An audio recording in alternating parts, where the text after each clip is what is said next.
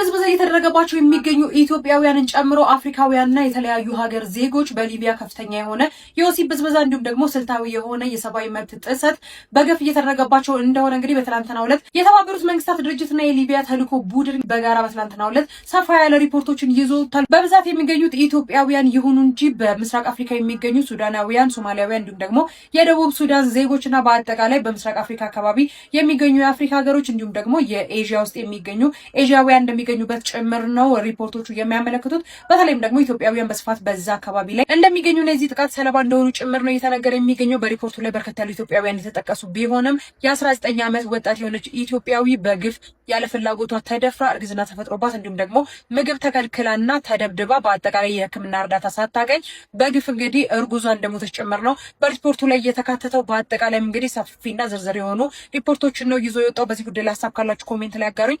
በሌሎች አዳዲስ መረጃዎች በድጋሚ መልሳለሁ። የፕላስ ምልክቷን መጫናችሁን አትርሱ። መልካም ቀን ይሆንላችሁ።